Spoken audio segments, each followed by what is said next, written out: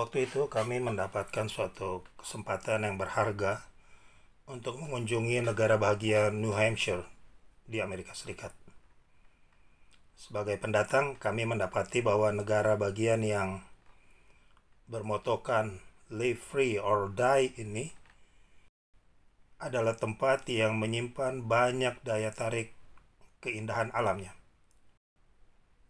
Juga ada keunikan lain di negara bagian ini, tepatnya di kota Somersworth.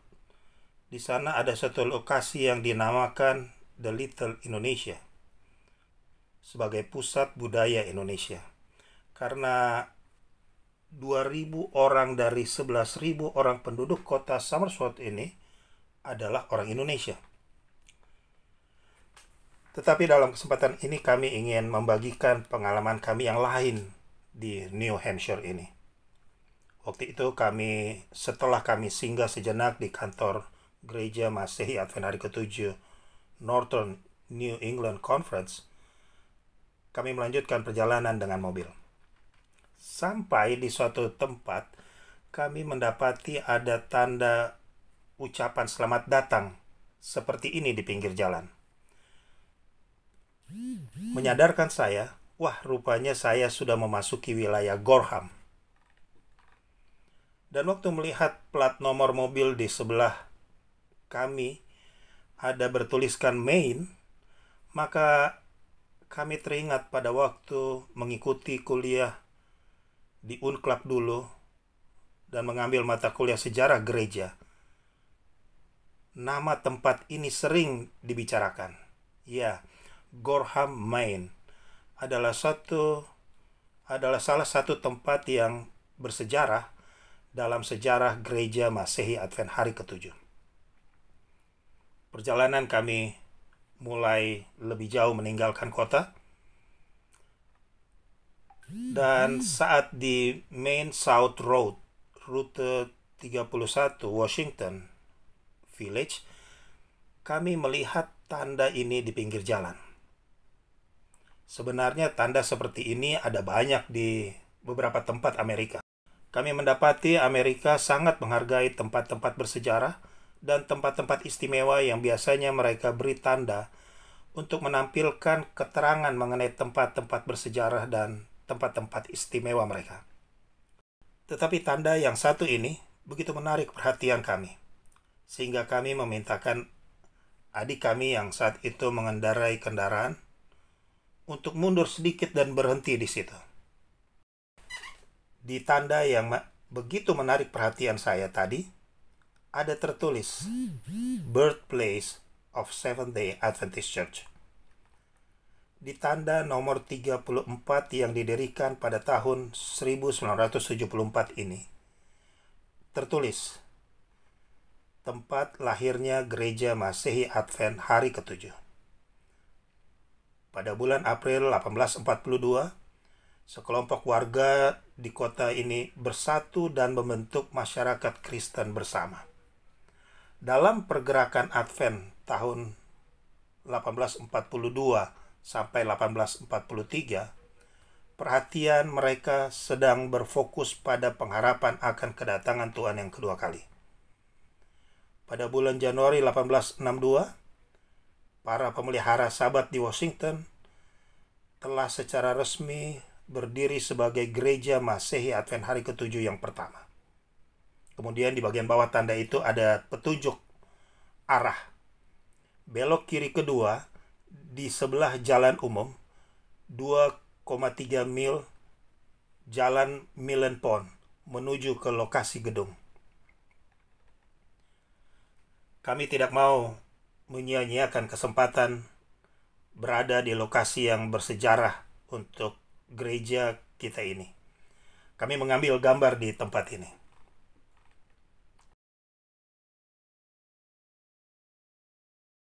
Kemudian kami melanjutkan perjalanan dan kami singgah di suatu toko kecil yang diberi nama Washington General Store yang menjual makanan.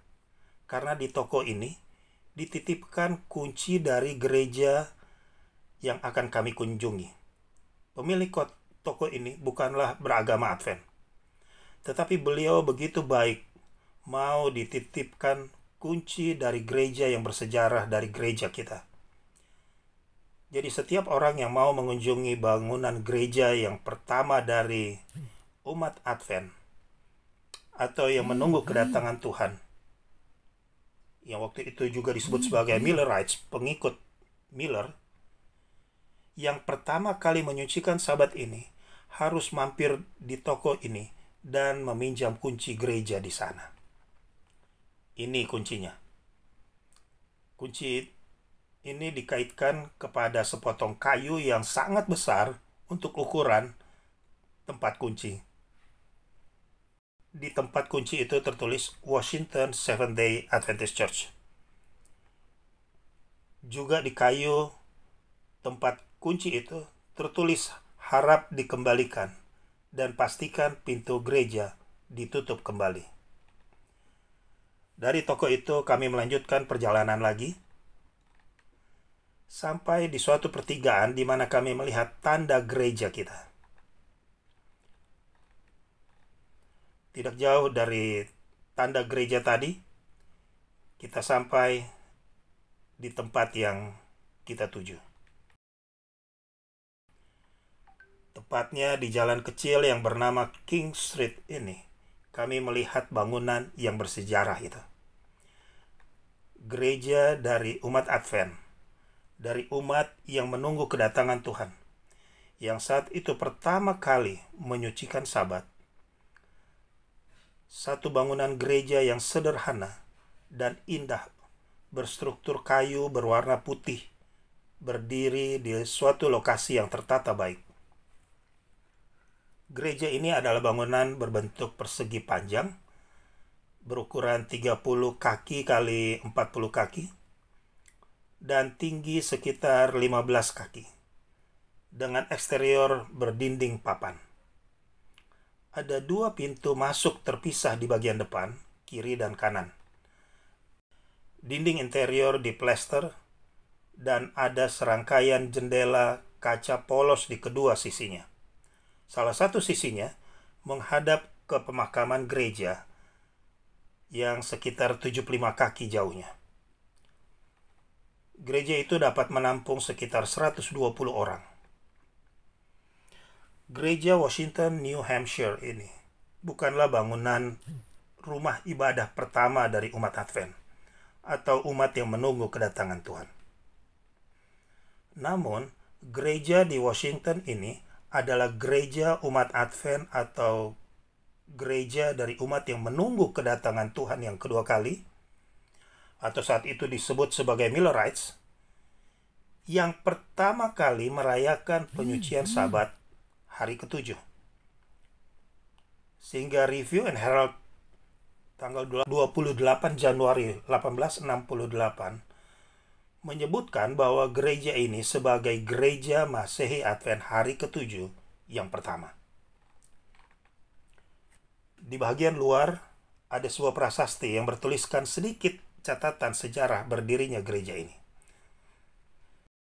Disebutkan dalam prasasti ini bahwa seorang wanita yang bernama Rachel Preston Oaks, seorang dari gereja baptis hari ke-7, pindah masuk ke komunitas Advent dan beribadah bersama. Dan Nyonya Rachel Oaks ini membagikan traktat tentang pentingnya pemeliharaan hari ke-7 sebagai Sabat. Pada saat itu, soal Sabat belum diperhatikan oleh umat Advent, yang mana perhatian mereka awalnya adalah berfokus pada harapan mereka akan kedatangan Yesus yang kedua kali. Hasilnya, pada suatu minggu pagi di musim gugur tahun 1844, seorang yang bernama William Farnsworth berdiri dari tempat duduknya di bangku baris kedua di gereja ini dan menyatakan bahwa dia bermaksud untuk memelihara Sabat hari ke-7.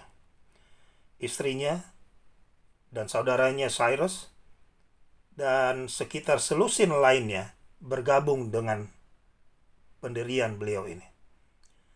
Beberapa perintis gereja dan pemimpin gereja Masehi Advent hari ke-7 seperti Joseph Bates, James White, dan Ellen Goldwhite, juga John Nevins Andrews adalah pengunjung sesekali untuk berbakti di gereja ini. Di dekat pintu masuk ada tempat pengumuman jadwal kebaktian. Jadi sampai saat ini, gereja ini masih difungsikan sebagai tempat ibadah gereja kita. Tetapi kebetulan anggota-anggotanya sekarang tinggal agak jauh dari gereja ini. Dengan menggunakan kunci yang kami pinjam dari toko tadi, kami membuka sendiri pintu gereja ini. Di dinding bagian dalam ada tergantung suatu kertas dengan tulisan tangan yang menginformasikan tahun berdirinya gedung gereja ini. Dan juga mencantumkan nama-nama officers jemaat yang pertama. Walaupun gedung gereja ini tidak dibersihkan oleh kostor setiap harinya, tetapi kami melihat suatu ruangan kebaktian yang tertata rapi dan bersih. Dari informasi yang kami dapat, walaupun sudah pernah direnovasi, tetapi hampir seluruh dari bagian bangunan ini dan hampir seluruh perabotannya masih adalah bagian-bagian yang asli. Ini bahagian mimbarnya, di mana menjadi tempat utama penyampaian firman Tuhan setiap kali ada kebaktian di gereja ini. Dan di bagian bawahnya tertulis bahwa gereja ini didirikan tahun 1843. Di sebelah kanan dari mimbar ada tempat duduk yang sepertinya dulu digunakan sebagai tempat duduk para pelayan gereja. Dan di sebelah kiri mimbar ada organ yang asli yang masih dapat difungsikan sampai sekarang ini. Di bagian belakang ruangan kebaktian ini ada dua alat pemanas ruangan yang biasanya digunakan untuk menghangatkan ruangan kalau musim dingin. Ini tungku pemanas ruangan zaman dulu itu. Setelah melihat-lihat bagian lain dari gereja ini, sebelum keluar, kami menyempatkan diri untuk mengisi buku daftar pengunjung yang disediakan di bagian depan gereja ini sebelum pintu keluar.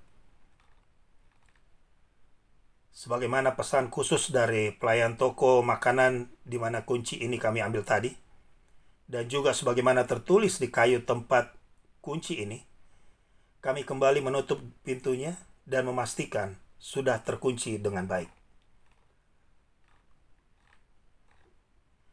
Di samping kiri gereja ini, hanya berjarak beberapa meter saja, ada lokasi pekuburan tua milik gereja.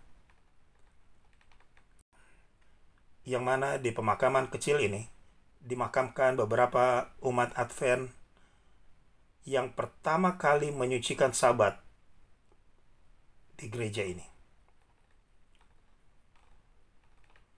Di sebelah kanan dari gereja ini ada dibangun suatu jalur untuk berjalan kaki sejauh 1 mil. Dan orang boleh berjalan kaki di sana menyusuri jalur ini dan dapat membaca sejarah Sabat yang telah diukir di beberapa batu besar dan ditempatkan di tempat-tempat istirahat dalam jalur berjalan kaki sepanjang 1 mil ini. Sekarang ini gereja-gereja dari umat yang menunggu kedatangan Tuhan yang kedua kali dan menghormati kesucian hari Sabat telah berada di seluruh bagian dunia ini. Sahabat sekalian, sementara kita menunggu kedatangan Tuhan yang kedua kali, biarlah kita menghormati hukum Allah sebagaimana yang dituliskan dalam Keluaran 20 ayat 8. Ingatlah dan kuduskanlah hari Sabat. Dan bersukacitalah, karena di dalam Yesaya 58 Ayat 13-14 dituliskan, apabila engkau tidak menginjak-injak hukum Sabat dan tidak melakukan urusanmu pada hari kudusku, apabila engkau menyebutkan hari Sabat hari kenikmatan dan hari kudus Tuhan hari yang mulia, apabila engkau menghormatinya dengan tidak menjalankan segala acaramu dan dengan tidak mengurus urusanmu atau berkata omong kosong, maka engkau akan bersenang-senang karena Tuhan. Dan aku akan membuat engkau melintasi puncak bukit-bukit di bumi dengan kendaraan kemenangan. Aku akan memberi makan engkau dari milik pusaka Yakub, bapa leluhurmu, sebab mulut Tuhanlah yang mengatakannya.